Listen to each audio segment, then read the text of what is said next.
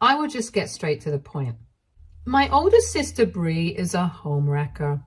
She has become someone I can barely recognize, someone I never imagined I'd feel this much resentment towards. Growing up, we had a typical sibling relationship with its ups and downs, but nothing could have prepared me for the betrayal I felt in recent times. To be blunt, she has done the absolute worst thing any sister could ever do to her own family. This all started when Bree's own marriage crumbled last year. She had been married to her ex-husband Milo for a while, but their relationship hit rock bottom when she discovered he had been cheating on her. And not just with one woman, he had been sleeping with multiple young women from his office. Bree, being the intuitive person she is, had grown suspicious of his behavior for some time. One day, following her gut instincts, she followed him from the office after he said he had to work late.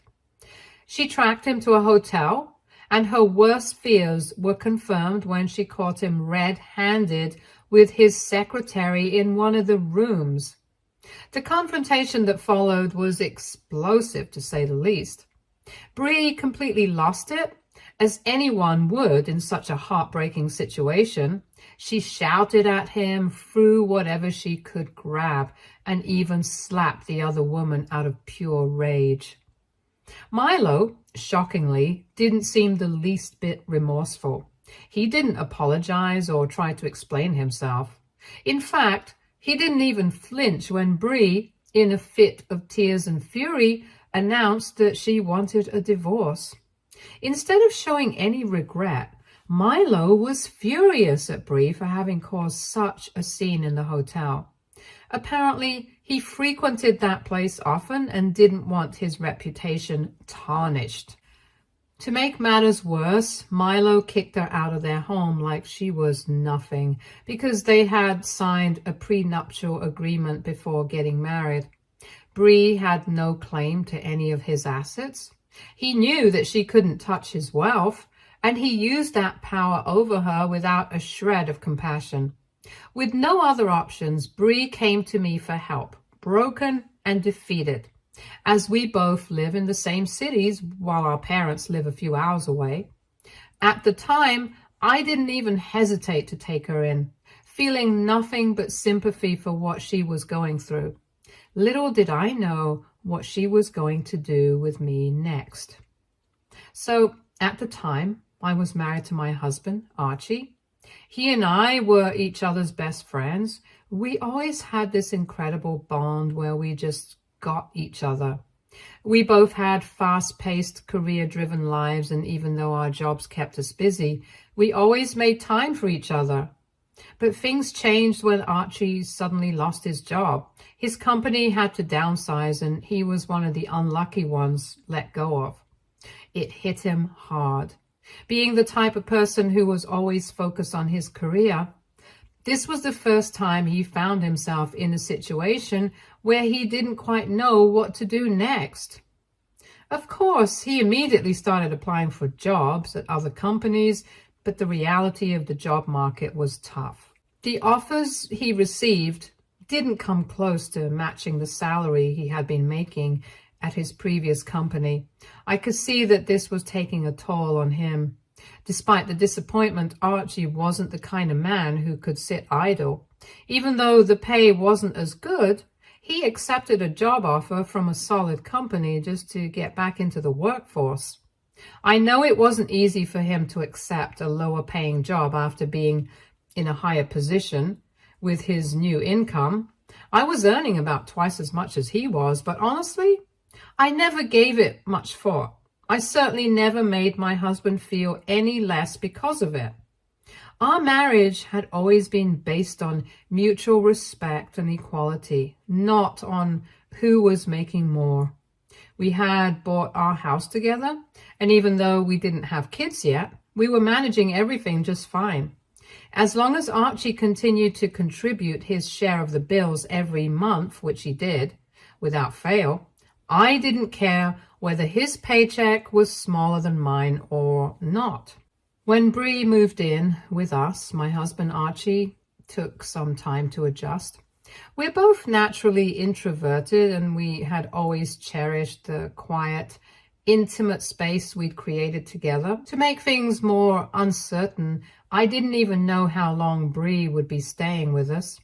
It wasn't clear whether she'd be there for a few weeks or if this would stretch into something longer. However, I wanted to be there for my sister, and Archie understood. In the beginning, Bree was a complete wreck. She was shattered after her marriage fell apart and spent most of her days holed up in the guest room crying. There were days when she refused to get out of bed at all, and honestly, I wasn't sure how to help her. She seemed lost. It was heartbreaking to watch my sister like this, so vulnerable and defeated. I did my best to be there for her, encouraging her to get up, to talk about her feelings, offering a shoulder to cry on whenever she needed it. My parents were also very supportive. They would visit Bree every weekend, and they were grateful that I was there for her during such a difficult and emotionally draining time.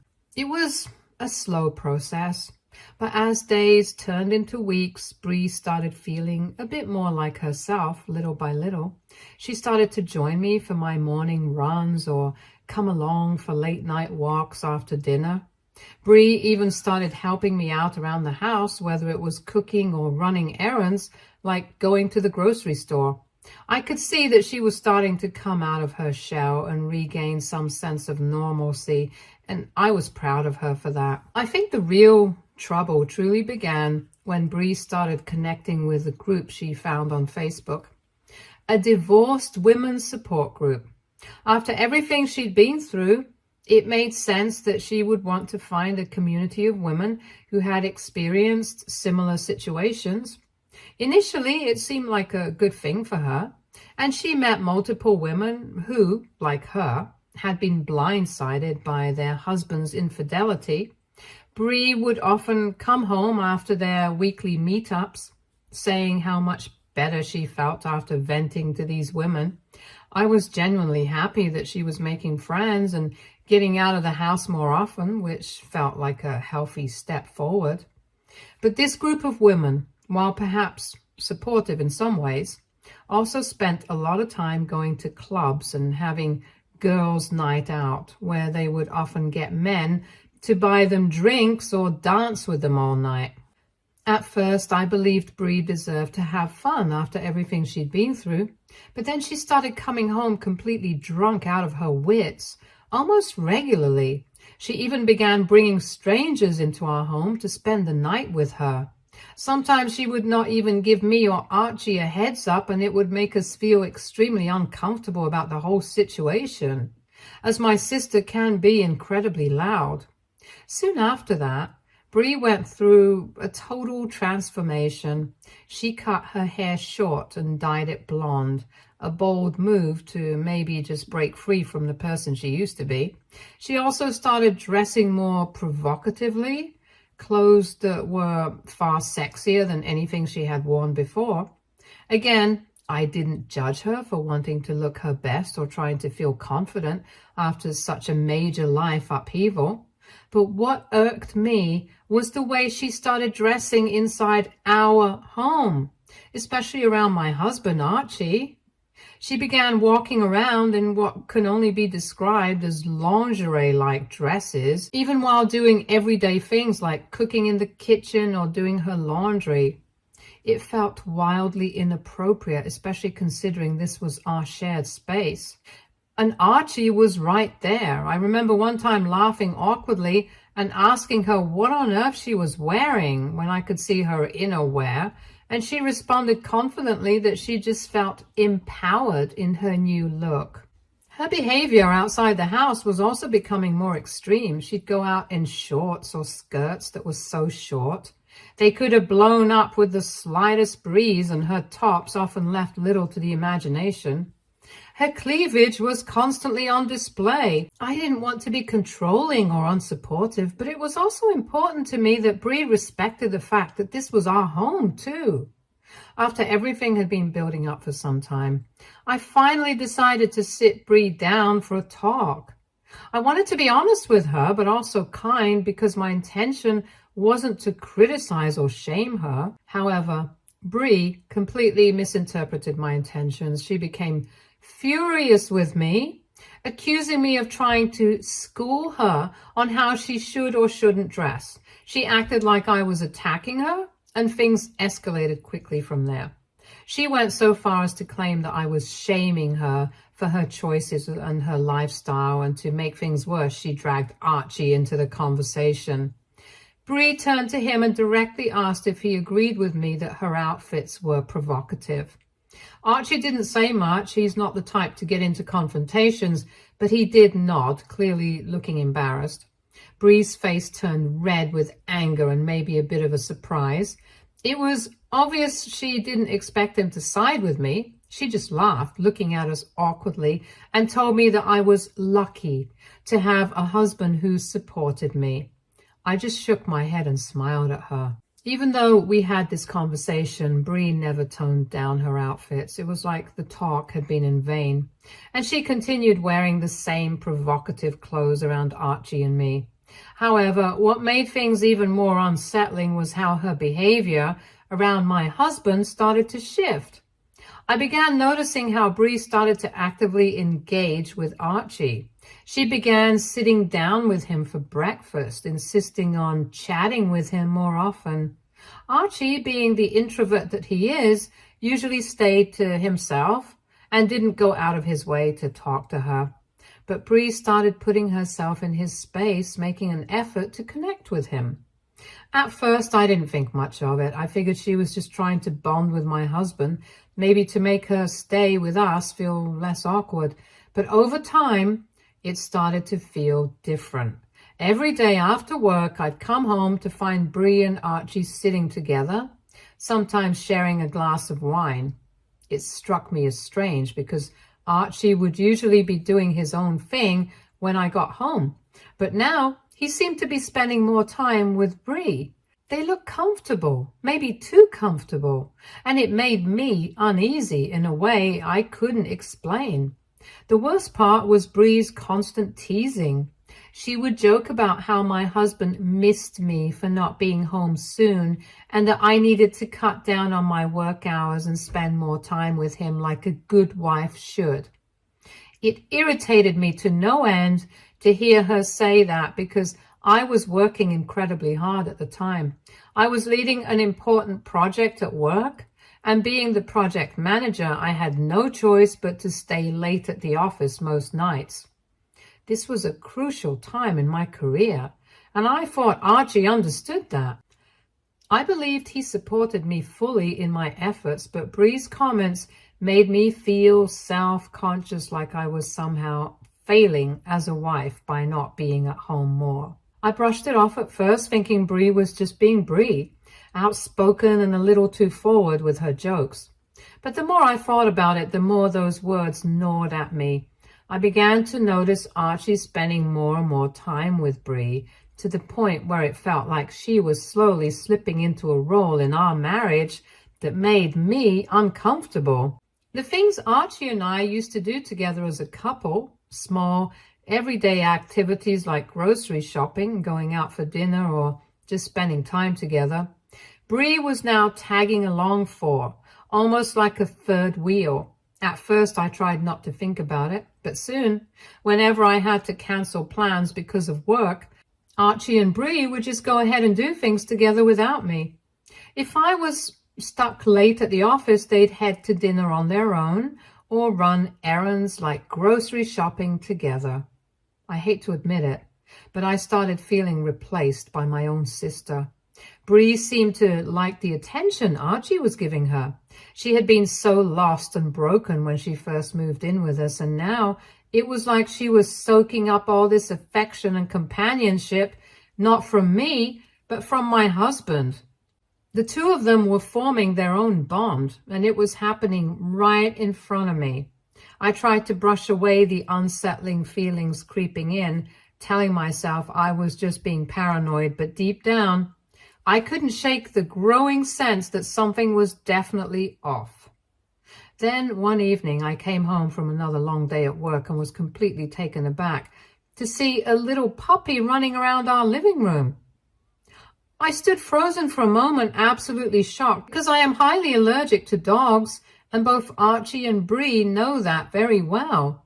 Before I could even process what was happening, Bree came rushing out from the kitchen, scooped up the puppy and started kissing it. I asked her what the hell a dog was doing in our house. Bree told me that she and Archie had decided to buy a puppy together. I was dumbfounded. What did she mean by she and Archie? This wasn't her house. This wasn't her decision to make, especially not without even consulting me. I immediately stormed into the kitchen where Archie was cooking dinner and demanded an explanation. I was furious. How could he go behind my back like this? Archie calmly explained that he had always wanted a dog, and since Bree was now single and living with us, she wanted a pet too. So the two of them had decided on their own to get a dog. I asked him quite loudly if he didn't remember my severe allergies, and before he could answer, Bree butted in, telling me she had promised him that she would be keeping the dog in her room only.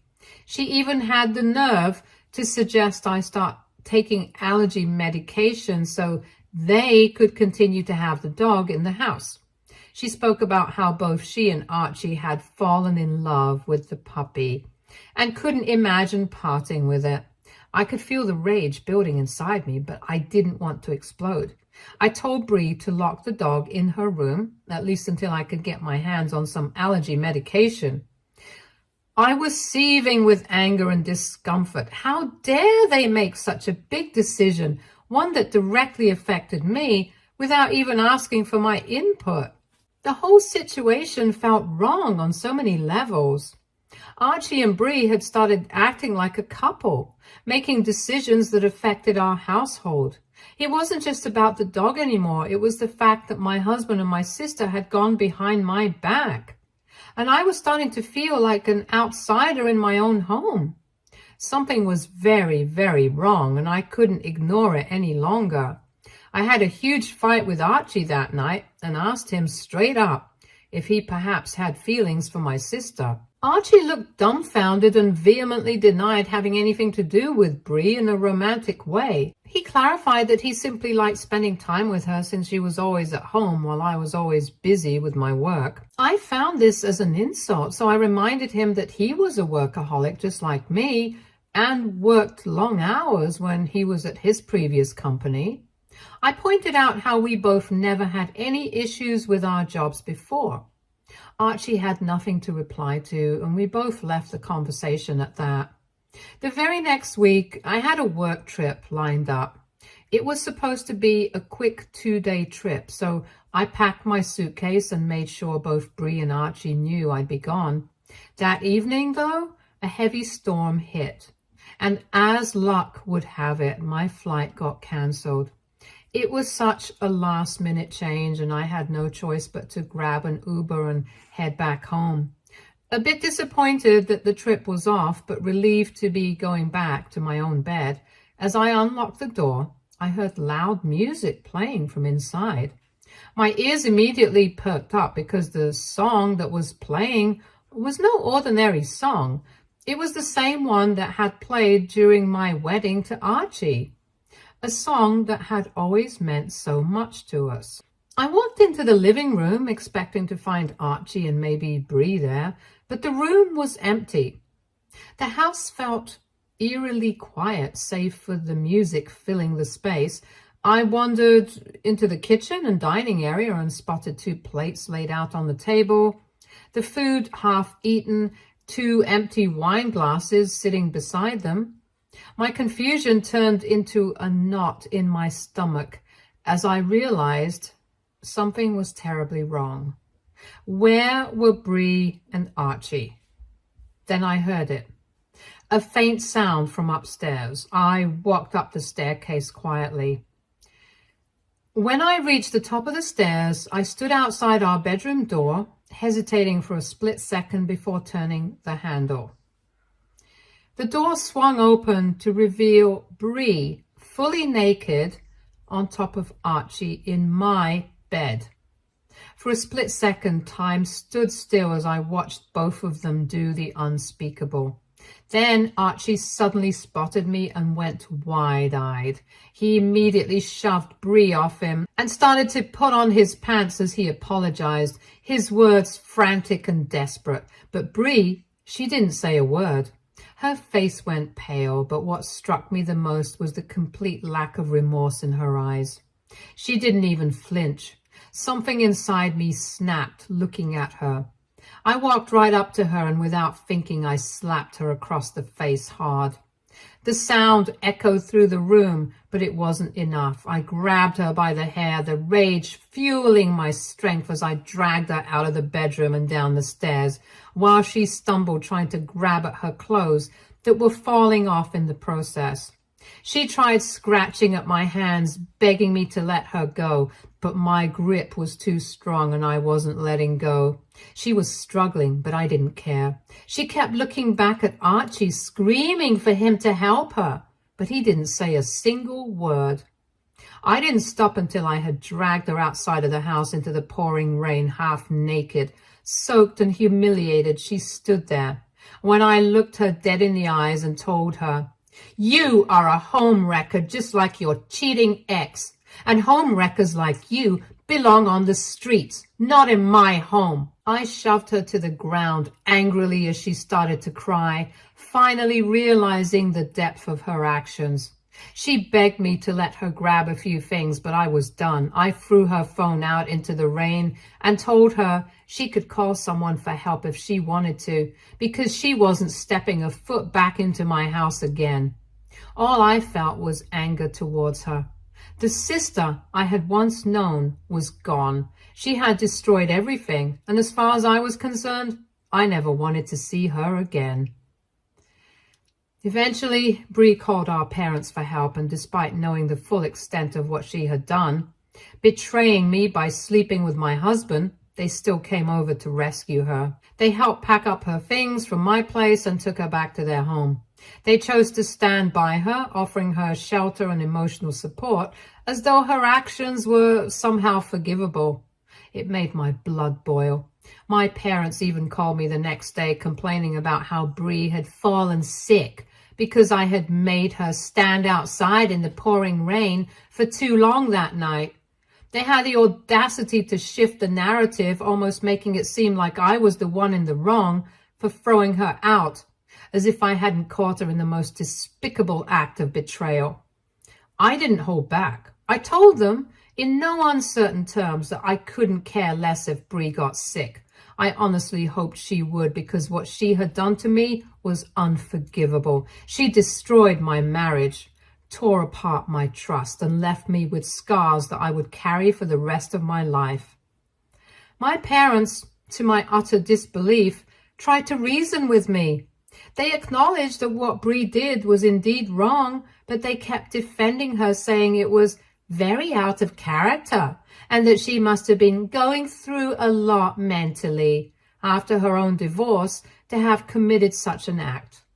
They reasoned that I should hear her out, but I immediately shut it down. No amount of explanation could excuse the fact that she had slept with Archie in my house after I had rescued her back to health after her own divorce. I was beyond furious with my parents for even trying to bend over backwards to excuse her behavior, as if the circumstances somehow justified her complete lack of morals. I told them that if they continued to support her, then I wanted nothing more to do with them. Meanwhile, I wasted no time in filing for divorce from Archie. He cried, apologized, and he groveled for a second chance, but none of it mattered to me anymore. Whatever feelings I had for him were buried beneath layers of hurt and anger. I could never forgive him for what he had done. 7 months have passed since then, and I have no regrets. I have successfully divorced Archie, and because of his infidelity, I was able to get a significant amount of alimony from him. He never fought me on any of it. In fact, he quietly gave me whatever I wanted. I think he was too consumed by guilt to even argue. We sold the house, split the proceeds, and have gone our separate ways. Now, I live in a cozy apartment on my own, and it feels like a fresh start. If you had asked me just a year ago if I would ever divorce Archie, I would have laughed and said no. I thought we had a solid marriage, one built on mutual respect and trust. But that was clearly an illusion, because that loser decided to sleep with my own sister. As painful as it was to go through, I'm glad I caught them when I did. I'm happy that I didn't waste any more time in that pathetic marriage and have rebuilt and moved forward in my life. Yesterday, I received an unexpected phone call from my parents. The first time they've reached out to me in months. They haven't really apologized or made any real effort to acknowledge what had happened with Bree and Archie, so hearing from them out of the blue already felt suspicious. My parents informed me how Bree has been so heavily depressed since the incident that she has resorted to stealing as a way to cope with herself. I was taken aback and asked them what they meant by that. My parents went on to explain that Bree had been secretly taking their debit and credit cards and withdrawing large amounts of cash from ATMs over the past few months. My parents aren't very tech savvy, so they never paid attention to the notifications on their phones for withdrawals or bank charges. Either they missed them completely or didn't think to check. It wasn't until my dad was planning a trip with my mom recently that he realized that a significant portion of their savings had vanished. When he checked their accounts and saw the pattern of withdrawals, him and Mom confronted Bree. To my parents' shock, she admitted everything. She told them how she hated herself after what she had done to me and couldn't live with herself anymore. Apparently, she'd been using the money to drink, buy weed, and who knows what else just to cope. I bluntly told my parents that, frankly, I didn't care about any of it since it didn't matter how much my sister regretted it. This was something that she could never come back from. I told my parents that they were the ones who had chosen to take her in after everything, so they needed to deal with the consequences. Both my parents started to insist that this thing with Bree involved all four of us, since my sister seemed to be suffering after the way I had been treating her for her mistake. They argued that I should talk to my sister and forgive her for everything since she is my family at the end of the day. They reasoned that since I no longer had a husband, I could perhaps help out Bree by letting her move in with me, and we could start all over again as a family.